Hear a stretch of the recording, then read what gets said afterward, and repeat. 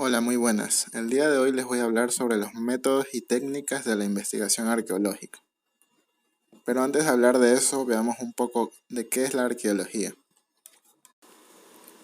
La arqueología es la ciencia que estudia los cambios que se producen desde las sociedades antiguas hasta las actuales, a través de restos materiales dispersos en la geografía y conservados a través del tiempo. La arqueología puede considerarse tanto una ciencia social como una rama de las humanidades. El nacimiento de la arqueología es anterior al de la disciplina prehistórica. Se da cuando los primeros exploradores del pasado se consagraron al estudio de los grandes monumentos de la antigüedad clásica, el antiguo Egipto y el Próximo Oriente. O, si no disponían de tan espectaculares vestigios, se dedicaron al coleccionismo de antigüedades. Ambas tendencias contribuyeron al nacimiento de la arqueología precientífica, al desarrollo del método de excavación y reconstrucción, al conocimiento de la estratigrafía y a la creación de sistemas de clasificación de artefactos. Las evidencias conservadas desde el pasado son parte inalienable del legado histórico de los pueblos y constituyen una evidencia de la formación de la identidad cultural. El estudio de este legado y su conservación para las generaciones futuras es una responsabilidad colectiva, ya que el patrimonio cultural está conformado por bienes que son propiedad de toda la sociedad. La excavación arqueológica es una actuación sobre un terreno determinado para buscar vestigios y pruebas de etapas históricas pasadas. Antes de excavar en el terreno, se buscan vestigios superficiales, tales como restos cerámicos, líticos, metálicos, etc., que la actuación del hombre, roturación, etc., o de la naturaleza, erosión, arrolladas, etc., haya hecho aflorar en la tierra. Antes que nada, para actuar sobre el territorio, deberemos solicitar los permisos correspondientes de excavación. Cada país, región, etc., posee sus propias normas. La persona que desee realizar la excavación deberá poseer la licenciatura en Historia, así como experiencia suficiente en Arqueología para ejercer la dirección. Habrá que presentar también un informe previo sobre la actuación que se va a realizar. Además del permiso administrativo, deberemos tener el permiso del propietario, en el que se halla el yacimiento. Algunas veces el terreno suele ser particular, lo que puede complicar que su propietario no nos permita excavar. Otras veces el terreno es propiedad municipal, lo cual resulta más sencillo conseguir el permiso del ayuntamiento. En todo caso, deberemos ser buenos conocedores de la legislación en patrimonio arqueológico del país en que vayamos a excavar, para no incurrir en ilegalidades. Algo importante que se debe hacer es realizar un trabajo de archivo para ver los usos que ha tenido el terreno a lo largo del tiempo, actuaciones anteriores en el yacimiento, el entorno de este, otros yacimientos cercanos, etc. En el caso de yacimientos ya excavados con anterioridad, deberemos realizar el estudio de todas las actuaciones anteriores. Tras todo esto, comenzaremos a preparar la excavación. Lo primero de todo, habrá que contar con un presupuesto monetario para financiarla. Esta puede ser dada por distintas instituciones, la mayoría de ellas públicas. Las propias comunidades autónomas, ayuntamientos, universidades, museos, aunque rara vez el presupuesto suele ser cuantioso y solo permite la excavación durante apenas 2 o 3 meses con suerte. En todo caso, el presupuesto varía dependiendo del tipo de yacimiento y de las circunstancias de este. Un yacimiento que pueda atraer al turismo y generar riquezas en la zona gozará de mayor interés para la administración, que uno que solo puede aportar datos interesantes para los propios arqueólogos. Los primeros, por tanto, tendrán también mayor interés en ser conservados, restaurados y musealizados. De igual modo, suelen tener un alto presupuesto aquellos yacimientos que van a ser sometidos a una excavación de urgencia. Cuando un yacimiento aparece por sorpresa, mientras se está realizando una obra pública o privada que no puede ser paralizada y que con certeza arrasará al yacimiento, es requerido por la ley la excavación total del yacimiento. Para ello se suele contar con amplios recursos económicos, destinándose a esta misión el 1% cultural, el 1% del presupuesto de una determinada obra. Debe ser destinado a un gasto cultural en la zona donde ésta se realice. Ello es debido a que el yacimiento debe ser excavado totalmente en el menor tiempo posible, aunque dichas prisas en ocasiones conlleva que no se pueda sacar del yacimiento toda la información que nos proporciona.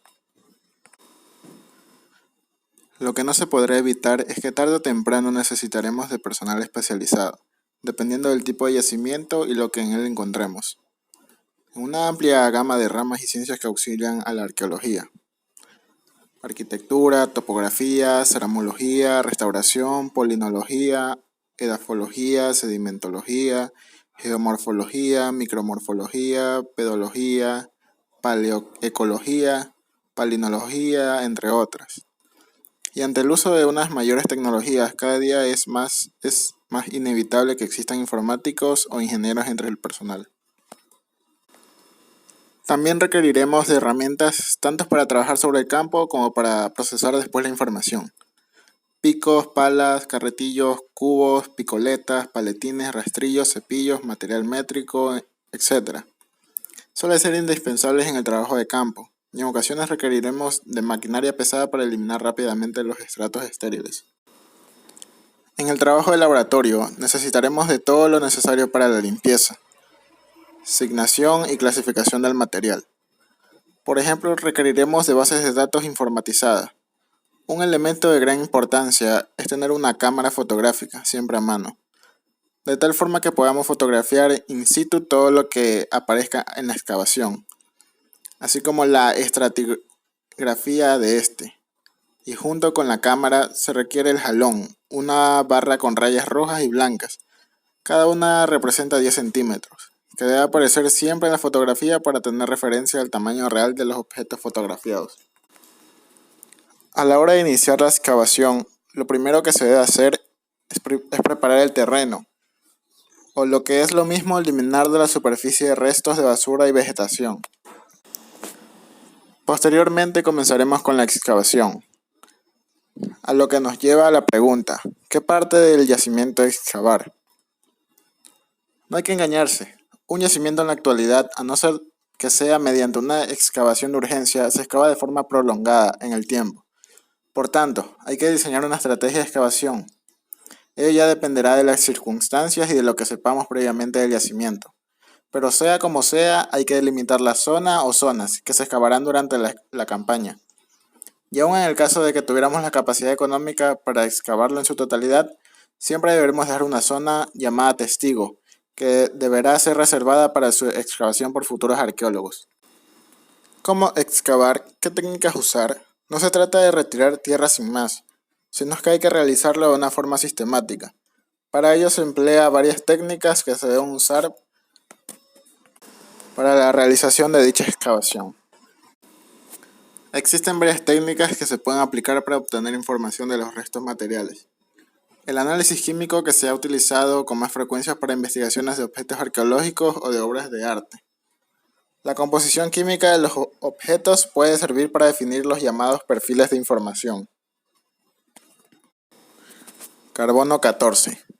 Esta famosa prueba consiste en medir la cantidad del isótopo 14 del carbono que permanece en los restos de carácter orgánico. Las plantas absorben este carbono del aire y los animales al comer las plantas. También la absorben en sus huesos hasta que mueren. Cuando mueren, el hueso va desprendiéndose poco a poco, a una velocidad constante que se conoce de ese carbono que vuelve de nuevo a la atmósfera. Así, a mayor cantidad de carbono en un hueso, más moderno será. Antes de decidir si la datación por radiocarbono es el método adecuado, un arqueólogo debe asegurarse de que los resultados de la datación por radiocarbono después de la calibración pueden proporcionar las respuestas necesarias a las preguntas arqueológicas formuladas. Debe considerarse la amplificación de la que está representada por la actividad de carbono 14 en una muestra. La relación entre la muestra y el contexto no es siempre sencilla. La fecha de una muestra precede el contexto en el que es encontrada. Algunas muestras, como la de la madera, ya dejaron de interactuar con la biosfera y tienen una edad aparente cuando mueren.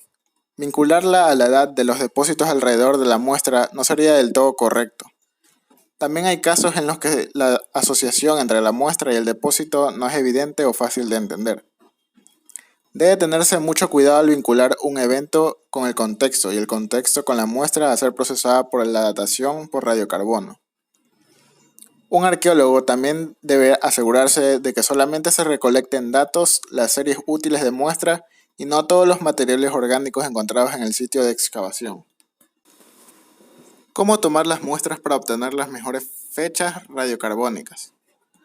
En el caso de los huesos y dientes, hay que seleccionar buenos fragmentos de huesos corticales de los huesos más largos del cuerpo, ya que estos fragmentos se conservan bien. Entre los huesos más largos del cuerpo se encuentran el fémur, la tibia, el húmero, la placa craneal y la mandíbula. En el caso de dientes humanos, las mejores muestras son incisivos o caninos individuales completos. Si envía un molar, las raíces deben estar sujetas. En el caso de los carbón vegetal, para separar el carbón vegetal de la matriz de sedimento, puede utilizar pinzas o micropinzas. Para muestras de carbón vegetal más grandes, que no estén cubiertas por mucha arcilla, puede usar flotación en agua. Seque las muestras de carbón vegetal a temperaturas menores de 70 grados centígrados durante 12 y 24 horas antes del envío. En cuanto a la madera, deberá usar flotación en agua para separar la madera de la matriz de sedimento. En el caso de madera conservada, asegúrese de tomar las muestras de una sección que no muestre signos de actividad de insectos o descomposición y que no haya sido tratada con conservantes o aditivos. No todos los materiales pueden ser datados por radiocarbono. La mayoría, si no todos, de los compuestos orgánicos pueden ser datados. Algunos materiales inorgánicos, como el aragonito de una concha, puede ser datado siempre y cuando su formación mineral supiese la asimilación del carbono 14 en equilibrio con la atmósfera. Los materiales que han sido datados por radiocarbono desde la creación del método incluyen carbón, madera, semillas, hueso, cuero, turba, barro del lago, suelo, cabello, cerámica, polen, pinturas murales, corales, residuos de sangre, tejidos, papel o pergamino, resinas y agua, entre otros. El físico químico estadounidense Willard Levy dirigió un equipo de científicos después de la Segunda Guerra Mundial para desarrollar un método que midiese la actividad del radiocarbono y se le atribuye el haber sido el primer científico que sugirió que el isótopo inestable del carbono pudiese existir en la materia viva. Es importante que los científicos del radiocarbono y los arqueólogos se pongan de acuerdo en la estrategia de muestreo antes de comenzar la excavación, para que tanto tiempo, esfuerzo y recursos no sean desperdiciados, y para que se produzcan resultados significativos en el proceso de datación por carbono. Debe enfatizarse que los arqueólogos necesitan interactuar con los laboratorios de radiocarbono antes de la excavación debido a varios factores. 1. Tipo de muestra, tamaño y embalaje. Los laboratorios tienen limitaciones en términos de las muestras que pueden procesar para su datación por radiocarbono. Algunos laboratorios, por ejemplo, no datan carbonatos. Los laboratorios también pueden ser consultados en cuanto a la cantidad requerida de muestra que idealmente pueden procesar, así como sus preferencias de ciertas muestras para la datación. Algunos laboratorios aceptan madera saturada de agua, mientras que otros prefieren que esté seca en el momento de la presentación. 2. La recolección de muestras. Las muestras no deben ser contaminadas durante la recolección y el almacenamiento, por lo que hay que evitar el contacto con hidrocarburos, pegamentos, biocidas, polietileno, glicol o acetato de polivinilo. Otros contaminantes potenciales incluyen papel, cartón, algodón, hilo y ceniza de cigarro. 3. Almacenamiento de las muestras. Las muestras deben ser almacenadas en materiales de embalaje que las protejan durante el transporte e incluso durante almacenamientos prolongados. Las etiquetas de los envases no deben despegarse o borrarse fácilmente. 4. Errores y calibración. Se recomienda que los arqueólogos o cualquier cliente en general pregunten al laboratorio si los resultados tienen errores sistemáticos o al azar. También deben pedir detalles sobre la calibración utilizada para conversión de años BP o años de calendario. 5. Costo. Aclarar los gastos involucrados en la datación por radiocarbono de muestras. Algunos laboratorios cobran más por muestras que no procesan regularmente. 6. Escala de tiempo. La datación por radiocarbono lleva tiempo y los laboratorios a menudo tienen lista de espera, por lo que este factor debe ser considerado. Acelerador o espectrometría. Es una variante del método del carbono 14. Se utiliza para datar pinturas rupestres realizadas con pigmentos orgánicos. La datación por radiocarbono a través de espectrómetro de masas con aceleradores consta de dos partes fundamentales. La primera parte consiste en acelerar los iones a energías cinéticas extraordinariamente altas y el siguiente paso consiste en realizar un análisis de masa. Hay dos sistemas aceleradores comúnmente utilizados para datación por radiocarbono, con un espectrómetro de masas con aceleradores, el ciclotrón y el acelerador electrotrástico en tándem. La mayor ventaja que la datación por radiocarbono AMS tiene es que no necesita muestras grandes. Los espectrómetros de masas con aceleradores apenas necesitan muestras de 20 a 500 miligramos, mientras que los métodos convencionales necesitan por lo menos 10 gramos de muestra de materiales como la madera y el carbón vegetal, o unos 100 gramos para huesos y sedimentos. En general, los espectrómetros de masas con aceleradores suelen muestras 1000 veces menores que los métodos convencionales.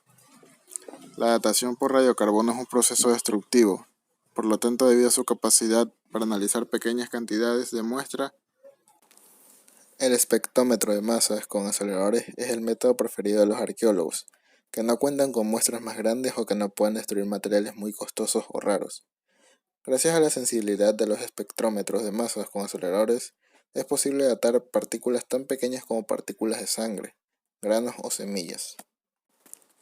La espectrometría de masas con aceleradores también es un método más rápido que los métodos de datación radiométricos, que pueden necesitar 1 o 2 días. El espectrómetro de masas con aceleradores tiene un tiempo de ejecución de pocas horas por muestra. Por último, cabe señalar que las mediciones AMS suelen tener una mayor precisión y necesitan menores referencias que los métodos de datación radiométricos. Un espectrómetro de masas con aceleradores es una poderosa herramienta, pero también es muy costoso. Configurar y mantener una de estas máquinas cuesta millones de dólares. Asimismo, porque se utiliza para muestras pequeñas, el control de los contaminantes es difícil. Son necesarios pretratamientos rigurosos que garanticen que los contaminantes han sido eliminados y no inducirán errores sustanciales durante el proceso de datación. Arqueomagnetismo. La Tierra posee un fuerte campo magnético que se orienta hacia los dos polos. Cada uno de los dos polos tiene un valor diferente, y con el paso de los años varían pasando de uno a otro. Se trata de un fluido cargado eléctricamente que se mueve como una dínamo, pero muy lentamente. Una inversión completa suele tardar varios miles de años, y una vez situada en una dirección puede permanecer en ella desde unos millones hasta un centenar de miles de años. Dependiendo de dónde encontremos un fósil, podremos saber a qué época pertenece por la polaridad del estrato donde está depositado. Además de la datación, la técnica permite otras cosas como determinar las temperaturas de combustión que ha podido sufrir un material arqueológico quemado, saber incluso el tiempo que ha podido pasar entre un episodio y otro de combustión dentro de un nivel de un yacimiento arqueológico o identificar fuego. Una serie de aplicaciones de gran interés en la arqueología. El arqueomagnetismo, como técnica de datación, se basa en dos fenómenos fundamentales.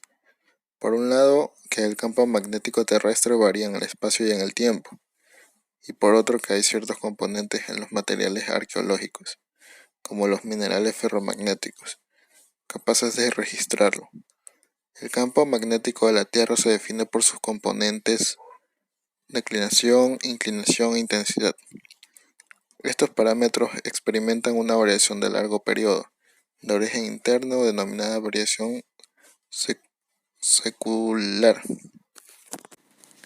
Esta variación puede ser determinada a partir del estudio de la magnetización remanente registrada en materiales arqueológicos, arqueomagnetismo, bien datados, obteniéndose las denominadas curvas de variación paleosecular.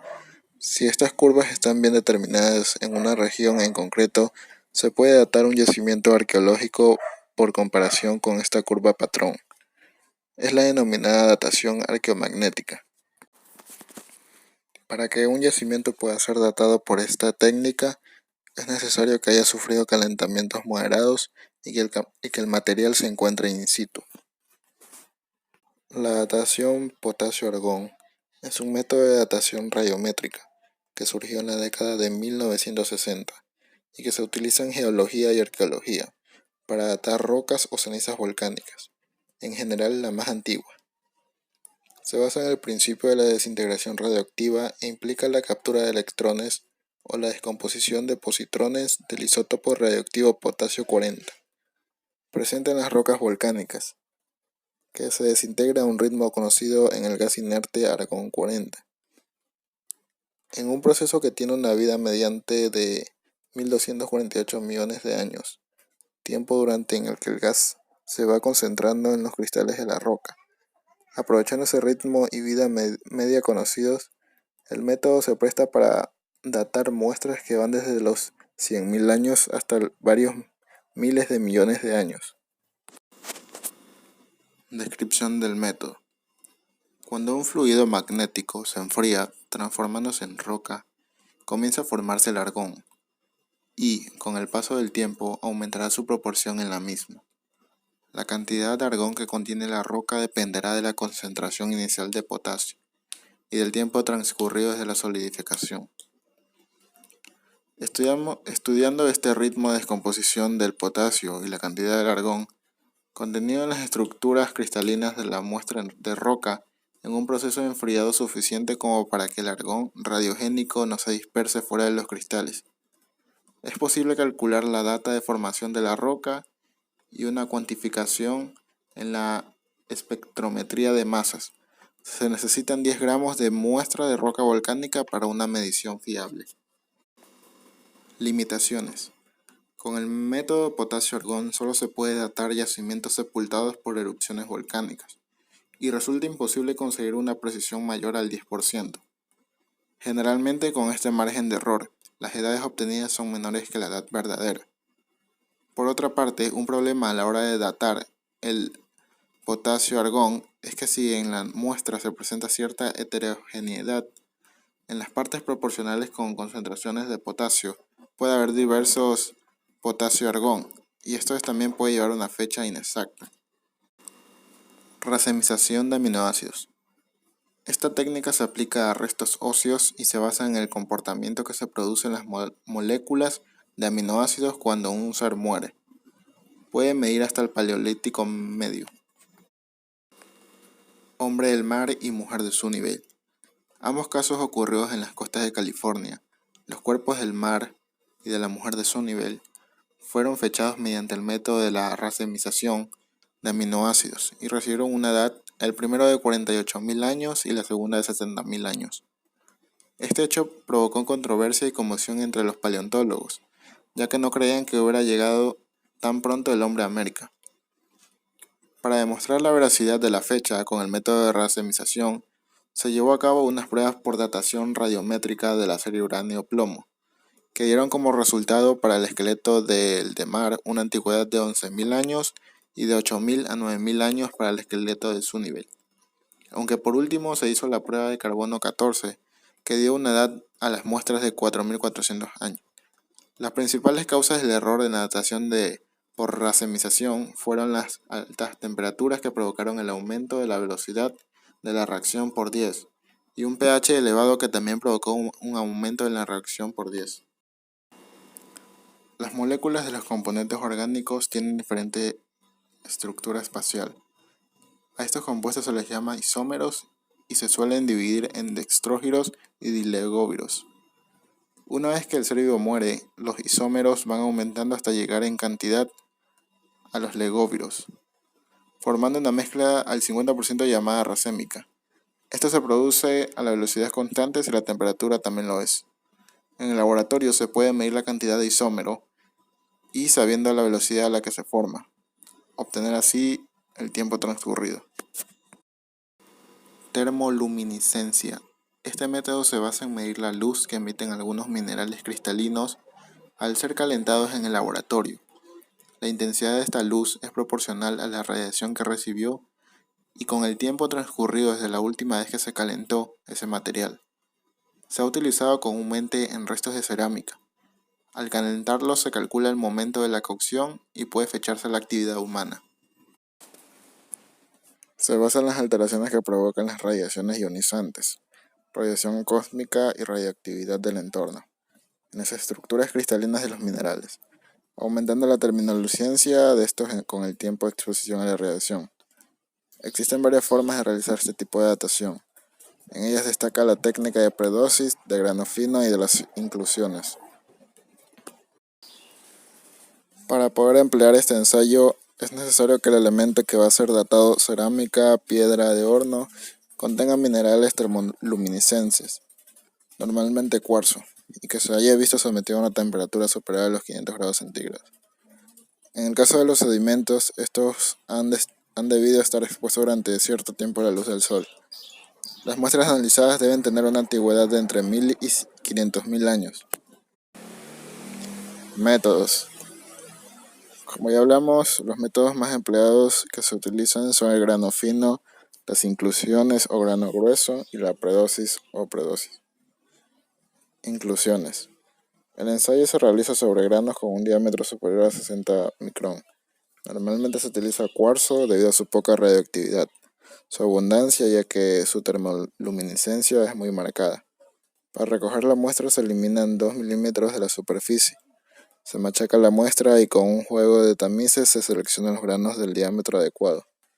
Después las muestras se las tratan con ácido clorhídrico y ácido fluorhídrico para eliminar los feldespatos y las calcitas y que pueden concentrados los cuarzos. Grano fino. Con este método no se emplean granos individuales, sino que recoge una muestra de material de grano muy fino, entre 14 y 11 micrones, de distintas composiciones. Normalmente se emplea un taladro especial para separar el material a analizar y se somete a una serie de procesos para eliminar las fracciones que presentan un diámetro de grano distinto al aconsejado. Se suele utilizar con trozos de cerámica y es útil en zonas donde no abunda el cuarzo. Predosis. Se basa en que el pico de los 110 grados centígrados de la curva de brillo del cuarzo provee información sobre la paleodosis que ha recibido el mineral. Se ha observado que a esta temperatura hay diferencias en la emisión y que estas diferencias se pueden relacionar con la paleodosis. Para ejecutar este ensayo se debe irradiar y calentar la muestra hasta los 500 grados centígrados varias veces. Se suelen emplear granos de cuarzo de entre 90 y 150 micrones. La estratigrafía es una ciencia que estudia la superposición de capas o estratos de la Tierra en el terreno con una finalidad arqueológica. Cada capa tiene una edad diferente, y según donde encontremos un objeto podemos establecer su antigüedad. Los humanos han producido una revolución estratigráfica cuando hacen su aparición en la Tierra. Modifican la estratigrafía, le dan carácter antrópico a esta, las particularizan. El papel que jugó en su momento histórico la introducción de la estratigrafía geológica en la arqueología, pues produjo un cambio crucial en el pensamiento arqueológico que comenzó a tener cuerpo científico. Seguidamente hace un llamado de atención a los arqueólogos que siguen utilizando la estratigrafía geológica natural como método de trabajo en la arqueología, sin tener en cuenta que la humanidad estableció una diferencia sustancial entre la estratigrafía natural y la que los hombres han dejado en su paso por la historia. El hombre ha modificado la estratigrafía y le ha dado un carácter antrópico. Esta es la que sin duda le corresponde al arqueólogo estudiar. Es de gran importancia en la investigación e interpretación arqueológica. Además sirve de ayuda para la asociación de objetos cronológicamente. En una excavación es muy importante tener cuidado de extraer la tierra de forma ordenada para saber exactamente en qué estrato se encontró, ya que nos dará información sobre el contexto, lugar y orientación para poder sacar conclusiones válidas. Una vez distinguidos los niveles hay que ordenarlos de una secuencia cronológica, que será la cronología relativa de un yacimiento. Algunas series estratigráficas son sencillas de identificar. Por ejemplo, el pavimento de una casa, el pavimento de un camino, claramente diferenciado del resto de estratos a su alrededor por el color, si está relleno de piedras pequeñas, etc. Pero hay otras capas de tierra que no son tan fácilmente identificables debido a las características de la tierra, su relleno, su textura, incrustaciones de piedra. Poco a poco se van encontrando las pequeñas matices que diferencian un relleno arcilloso de otro sedimento más arenoso, con color marrón claro, y otro con pequeñas incrustaciones de piedras y trozos de carbón. Conforme se adquiere experiencia excavando, se va aprendiendo, y cada vez que se adquiere mayor habilidad para identificar los diferentes estratos que para muchos les es muy difícil de llevar a cabo. Todo lo que se encuentra en la misma capa es de la misma época, por lo que si encontramos un objeto y además analizamos el polen que se encuentra en ella, nos podemos hacer una idea del entorno que imperaba en el pasado. Seriación. Consiste en analizar los materiales y colocarlos en cierto orden de tal manera que se agrupen los que más se parecen y alejar los diferentes. De esta forma uno se puede orientar sobre el orden cronológico en que se fabricaron esos materiales, como las hachas de piedra. Se ha explicado sobre todo en cerámicas, tumbas predinásticas. Se ha aplicado sobre todo en cerámicas, tumbas predinásticas, egipcias, herramientas, etc. Principios de seriación. El aspecto de los artefactos cambia más por procesos internos que por influencias externas. Con todo, ciertas condiciones son básicas. Número 1. Que la seriación se haga sobre restos de una misma tradición cultural. 2. Que no se muestre o mezclen artefactos de distinta funcionalidad. 3. Aplicar la intuición cuando la ordenación ya no puede graduarse más. Se puede contrastar también la seriación con el carbono 14 u otros métodos, pero siempre sería la seriación la que obtenga secuencias más finas que el resto de estudios arqueológicos. Los estratos se diferencian por algunas de las siguientes propiedades: tamaño, color, espesor, contenido. Las partículas a estudiar son visibles solo en una pequeña parte de lo que lo son microscópicamente. Cuando un nivel consiste en un conjunto cerrado, lo cual son tumbas, tesoros metálicos, etc., la fecha absoluta es posterior a la fecha del objeto encontrado. Cuando un nivel se encuentra debajo de otro exactamente fechado, la fecha absoluta es anterior a la fechada. En todo caso se debe fechar los niveles y no los artefactos, el momento de deposición y no el de fabricación. Bastantes fechas se refuerzan entre sí, no obstante hay que establecer las oportunas diferencias en los objetos a fechar. Por ejemplo, la precisión va en aumento a partir de la aparición de monedas. Existen dos tipos de seriación: la seriación contextual, esta es según la duración de los distintos estilos de artefactos, y la seriación frecuencial, los cambios en la abundancia o frecuencia proporcional de un estilo cerámico. Si la estratigráfica sirve para establecer relaciones de cronología relativa basándose en la posición de los estratos, la seriación intenta hacer lo mismo con los objetos arqueológicos. Establece cronologías relativas de artefactos de distintas procedencias basándose en la evolución gradual de sus atributos y con independencia de los contextos en los que aparecen. La carpología es una disciplina de la botánica que se dedica al estudio de las semillas y los frutos. Se considera inventor de la misma el alemán Joseph Gärtner, un médico y botánico que vivió a lo largo del siglo XVIII y que dedicó su vida al estudio de la historia natural. Cuando la disciplina se aplica a restos arqueológicos se conoce como paleocarpología, que a su vez se ubica dentro de la ciencia paleobotánica. La carpología tendría por fin a partir de los resultados obtenidos del estudio de los frutos y semillas obtenidas en un lugar. Dos objetivos: el primero, reconstruir la evolución de una determinada especie vegetal, y el segundo, recrear cómo era el paisaje y por tanto su flora y fauna. La carpología puede discernir entre semillas autóctonas de una zona y las que han sido domesticadas por el cultivo humano.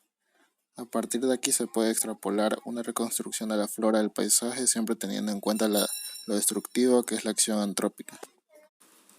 La conservación de las semillas se da básicamente por tres procesos: vacío, carbonización y mineralización. El proceso de vacío se produce normalmente en zonas húmedas lacustres donde las materias quedan selladas bajo capas de lodo lacustre o de otro tipo. Este proceso elimina toda la presencia de oxígeno en el medio donde se halla el material y la conservación de excepcional. La carbonización es el proceso de exposición calorífica no superior a 300 grados, que transforma una semilla normal en un carbón sin convertirlo en ceniza, conservando así su morfología y estructura y permitiendo su identificación. Esta forma de conservación es la más habitual. La mineralización se da cuando los tejidos quedan impregnados de minerales, como el sílice o el carbonato de calcio. Normalmente se impregnan las células luego de la destrucción de su contenido. En el caso de trabajar en la reforestación de un lugar en específico, se debe someter el terreno y los restos de los frutos que consisten a un estudio carpológico. De lo contrario, no se podrá tener un control de los resultados que ofrecerá el terreno. En estos momentos, la carpología ha tomado mayor relevancia y son muchos los grupos ecologistas que piden a instituciones y empresas privadas que inviertan en este tipo de disciplina, o al menos que den valor al hecho de saber trabajar los procesos naturales para lograr recrear un espacio fértil y habitable. Europa y Asia son los dos continentes más enfocados en este tipo de estudios, ya que ambos están en una búsqueda de las sustentables sin que ello degrade el medio ambiente. En la actualidad se reconoce a Egipto como uno de los países donde más investigaciones se han llevado a cabo en los referentes estudios carpológicos. Esto se debe, según la investigadora Eva Montes, a que los frutos y semillas que se entregaban a los difuntos egipcios de manera ofrenda se encuentran muy bien conservados, gracias a la forma que eran enterrados con el cuerpo del fallecido. Cribado fino o flotación. Mediante esta técnica se recuperan restos orgánicos muy pequeños como semillas, madera y huesos de diminuto tamaño. Se denomina flotación porque si se depositan en agua, estas flotan por su menor densidad y así pueden separarse y recogerse. También se utiliza una bomba que hace circular el agua entre varios depósitos y otra bomba introduce burbujas desde abajo que ayudan a la flotación de estos materiales, junto con productos químicos que generan espuma o disuelven tierra. Macrofauna. Son los restos óseos de animales de gran tamaño que se encuentran en los yacimientos. Son muy importantes porque nos informan de la dieta, o las partes consumidas y hábitats de los humanos de fechas remotas. Microfauna. Son los restos óseos de animales pequeños como roedores, insectos, moluscos, pájaros, peces y también restos de conchas y caparazones. Estos animales son más sensibles a los cambios climáticos que los grandes mamíferos, por lo que son más útiles cuando se les encuentra en un yacimiento, pues ayudan a datarlos si se conoce la época en la que vivió determinada especie. También indican el tipo de dieta de nuestros antepasados. Palinología. Estudia el polen de un determinado lugar o yacimiento y sirve lógicamente para saber qué tipo de vida vegetal existía en la época del estrato donde se han encontrado. Su información es valiosísima, pues informa de cambios climáticos, dieta, etc. Puede conservarse durante decenas de miles de años y es muy fácil de decidir a qué tipo de planta pertenece mirándolo al microscopio. Asimismo, por su número, se puede calcular la abundancia de dicha planta en el pasado. Es famoso el yacimiento neandertal de Shanindar, en Irak, porque sobre un enterramiento se encontró polen de flores y esto se atribuyó a que estas fueron depositadas a propósito como ofrenda al difunto. Realmente la existencia de polen no puede asegurar este tipo de práctica funeraria actual sobre seres de otra especie, tan alejados en el tiempo, sobre todo cuando el polen se acumula fácilmente si es transportado por el viento, pero las opiniones sobre este particular son muy diversas. Antracología es el estudio de los restos de madera que se han recogido en un yacimiento. Estos se analizan al microscopio y así se puede identificar el género de planta o árbol al que pertenecieron, y a veces hasta la especie. Este análisis informa del entorno medioambiental del asentamiento y se complementa con el estudio del polen de ese estrato. Pero lo más importante es que nos informa del tipo de madera que utilizaban en la antigüedad y con qué fin.